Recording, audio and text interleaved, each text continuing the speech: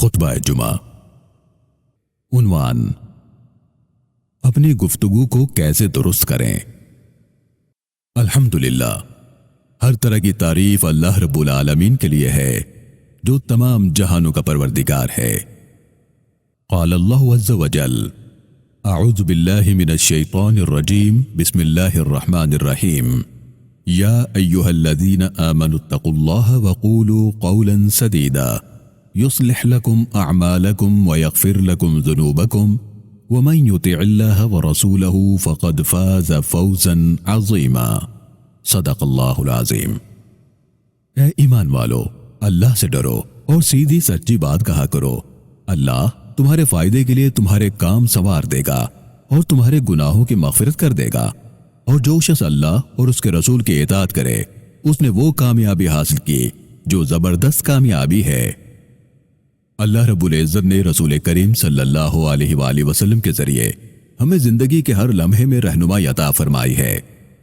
نبی اکرم صلی اللہ علیہ وآلہ وسلم نے اپنی گھر کی جو زندگی تھی اس کو اتنا واضح طور پر امت کے لیے بطور نمونہ رکھا ہے کہ آج امت مسلمہ کے لیے رہنما اصول فراہم کرتی ہے۔ ابھی جو آیت مبارکہ تلاوت کی گئی یہ سورۃ الاحزاب کی آیت مبارکہ ہے۔ اللہ رب العزت نے رسول اللہ صلی اللہ علیہ وسلم کے ذریعے ہمیں یہ تلقین کی ہے کہ جس میں گھریلو زندگی کے بارے میں اہم اصول اللہ نے بتائے ہیں۔ اگر آج بھی کوئی انسان اپنے گھر کے معاملات کو درست کرنا چاہے تو ایک عمل کرے، ایک کام کرے، اللہ اس کے گھر کے کاموں کے معاملات کو درست فرما دے گا انشاءاللہ۔ اس آیت مبارکہ میں اللہ رب العالمین نے یہ وعدہ لیا ہے: اے ایمان والو، اللہ سے ڈرو، درست بات کرو، سیدھی بات کرو، غلط بات نہ کرو، وہ اللہ تمہارے کام درست کر دے گا۔ یہاں اللہ تعالیٰ نے یہ نہیں فرمایا کہ تم اپنے بول کو درست کر لو، تمہارے سارے کام درست ہو جائیں گے، یہ جملہ نہیں ہے۔ یہاں میں پھر ترجمہ عرض کرتا ہوں: اے ایمان والو، اللہ سے ڈرو اور اپنے بول کو درست کر لو۔ یصلح، اب یصلح کے اندر جو ضمیر ہے وہ اللہ کی طرف لوٹ رہی ہے۔ وہ اللہ تمہارے کام درست کر دے گا، تم اپنی ذمہ داری پوری کرو، اللہ اپنا وعدہ پورا کرے گا۔ اور یہ بول درست کیسے ہوتا ہے؟ درست بول کہ کبھی کبھی انسان گھر میں سچ بولتا ہے، اسے بڑا اعتماد ہوتا ہے کہ میں نے سچ بولا ہے، لیکن گھر کے سارے حالات بگڑ جاتے ہیں۔ کبھی بیوی سچ بولتی ہے، کبھی نندیں سچ بولتی ہیں، کبھی ساس سچ بولتی ہے، کبھی شوہر سچ بولتا ہے۔ گھر کے حالات مگر بگڑتے ہی جاتے ہیں، اس لیے کہ وہ سچ تو بولتا ہے لیکن وہ قول سدید نہیں ہوتا، درست بول نہیں ہوتا۔ عجیب سی بات ہے، سچ بولنا اچھی بات ہے، سچ بولنے ہی کی تلقین کی گئی ہے، جھوٹ بولنے سے بچنے کو کہا گیا ہے، لیکن کبھی کبھار ایسا بھی ہوتا ہے کہ گھر کے سبھی افراد سچ بولتے ہیں، مگر اس سچ بولنے کے نتیجے میں گھر کے سارے حالات تہو بالا ہو جاتے ہیں۔ وجہ کیا ہوتی ہے؟ کہ غیبت میں انسان ہمیشہ سچ بولتا ہے، غیبت کرتے ہوئے انسان ہمیشہ سچ ہی کہتا ہے۔ غیبت کسے کہتے ہیں؟ کسی انسان کے اندر برائی ہو، کوئی عیب ہو، پھر اس کی غیر موجودگی میں وہ عیب یا برائی بیان کی جائے، وہ غیبت کہلاتی ہے۔ اس لیے غیبت کرنے والا بڑے اعتماد کے ساتھ غیبت کرتا ہے، وہ کہتا ہے کہ بھائی میں سچ بول رہا ہوں، آپ کنفرم کر لیں، میں بالکل ٹھیک کہہ رہا ہوں۔ ارے اللہ کے بندے، دوسرے کا عیب اس کی غیر موجودگی میں بیان کر رہے ہو، یہ سچ نہیں ہے، یہ غیبت ہے، جو غیبت اللہ کو پسند نہیں ہے۔ اس لیے کہ اگر وہ عیب اس کے اندر نہ ہو جو بیان کرتا پھر رہا ہے لوگوں میں، تو یہ بہتان ہے، تہمت ہے، یہ تو غیبت ہے ہی نہیں سرے سے۔ غیبت تو ہوگی ہی تب جب دوسرے کے اندر برائی ہوگی، وہ عیب ہوگا۔ اب گھروں کے اندر جب ایک دوسرے کی غیبتیں ہوتی ہیں، گھر کے حالات بگڑ جاتے ہیں اور بندہ کہتا ہے کہ بھائی میں سچ بول رہا ہوں، جھوٹ تو نہیں کہہ رہا۔ ارے اللہ کے بندے، سچ بولنا وہ بھی اللہ کی رہنمائی کے مطابق۔ چغل خوری گھر کے امور کو اور باہر کی زندگی کو تباہ کرنے والی چیز ہے، سارے گھروں کو، ہمارے اداروں کو تباہ کرنے والی چیز ہے، اس لیے کہ چغل خوری سے دلوں میں توڑ پیدا ہوتا ہے، اس لیے اللہ بہت ناراض ہوتا ہے۔ یہاں تک کہ نبی اکرم صلی اللہ علیہ وسلم نے کہہ دیا کہ چغل خور جنت میں نہیں جائے گا، کیونکہ چغل خور لوگوں کے دلوں کو توڑتا پھرتا ہے، گھر کے تمام افراد کے دلوں میں کدورتیں اور دوری پیدا کرتا پھرتا ہے۔ اس لیے چغل خوری کی تعریف اور ڈیفینیشن ذہن میں رکھنی چاہیے کہ چغل خوری ہوتی کیا ہے۔ کسی کی اچھی یا بری بات دوسروں تک پہنچانا تاکہ ان دونوں میں فساد ہو جائے۔ بری بات تو سمجھ میں آ جاتی ہے کہ بری بات دوسرے تک پہنچانا۔ اب میں آپ کے سامنے ایک اچھی بات کی مثال دینے لگا ہوں، کوئی اس کو برا نہیں سمجھے گا، لیکن उसी से घरों में फसाद होता है। मसलन शादी हो गई, अब दुल्हा ने देखा कि ठंड का मौसम है, मौसम सर्द है, गर्म सूट लाकर बीवी को दे दिया। कोई बुरी बात नहीं है, अच्छी बात है, सवाब मिलता है।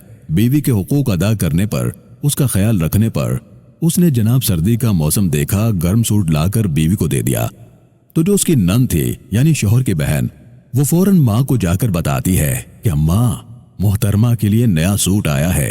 अब बताइए कौन सी बुरी बात है इसमें? लेकिन वो माँ को बताना चाहती है कि पहले तुम्हारे लिए सूट आया करते थे, अब शादी के बाद किसी और के लिए लाएंगे। अब माँ बेटे को पूछेगी कि उसके लिए क्यों नहीं लाए, घर में फसाद होगा। बीवी के लिए सूट लाना या कपड़े लाना कोई बुरी बात नहीं, सूट की इत्तला देना भी कोई बुरी बात नहीं, लेकिन बीच में नीयत देखें कि क्या है। दो दिलों में दूरी, तो जो शख्स दो दिलों के दरमियान दूरी पैदा करने का जरिया बनता है, अल्लाह उसको जन्नत में दाखिल नहीं करेगा, इसलिए कि इस चुगलखोरी के जरिए से उसने लोगों की जिंदगी को जहन्नुम बनाया है, अपने घर के माहौल को जहन्नुम बनाया है। इसीलिए मुफस्सिरीन किराम ने लिखा है कि कौले सदीद किसको कहा जाता है? कौले सदीद यानी दुरुस्त बोल उसको कहते हैं जिसमें अल्लाह रब्बुल आलमीन ने इंसान के बोल, इंसान की जबान से जो लफ्ज निकलते हैं, उसके अंदर कुरान मजीद में जितने ऐब बयान किए गए हैं, इसी जबान के इसमें कोई ऐब उस बोल के अंदर न हो। अल्लाह रब्बुल आलमीन ने कुरान मजीद में इंसान के बोल के बारे में, दुरुस्त बोल के बारे में, दुरुस्त गुफ्तगू अल्फाज के बारे में जितने ऐब बयान किए गए हैं, अगर उनमें से कोई एक ऐब भी उस गुफ्तगू में, उस बोल में हुआ, तो वो कौले सदीद नहीं कहलाएगा। कौले सदीद वही कहलाएगा जिसमें उन उयूब में से कोई ऐब शामिल न हो, तब जाकर वो कौले सदीद कहलाएगा। यानी उस बोल के अंदर झूठ ना हो, उसके अंदर गीबत ना हो, उसके अंदर चुगलखोरी ना हो, उसके अंदर बुहतान तराशी ना हो, उसके अंदर इस्तेहजा यानी मजाक उड़ाना ना हो, मजाक उड़ाने से अगले का दिल टूटता है।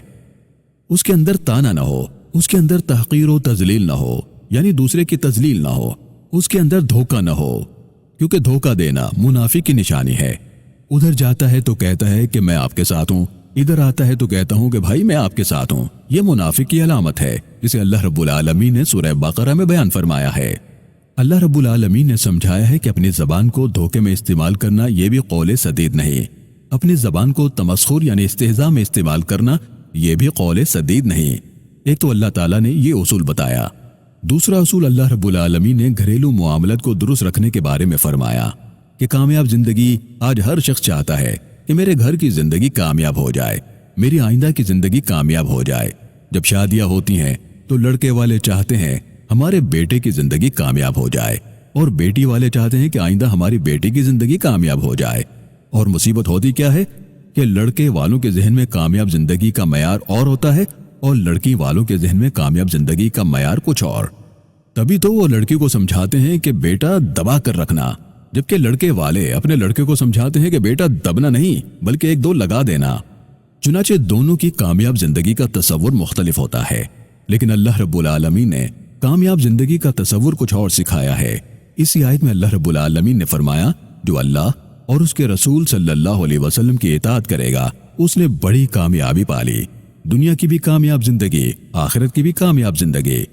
हर लम्हा ये सोचते रहिए कि अब अल्लाह और उसके रसूल सल्लल्लाहु अलैहि वसल्लम का क्या हुक्म है रिश्तों के ख्याल में, हुकूक की अदायगी में, घरेलू जिंदगी में। अगर हम अपने घर के हालात दुरुस्त करना चाहते हैं तो हमें चाहिए कि सिर्फ अपने बोल को, अपनी गुफ्तगू को दुरुस्त कर लें।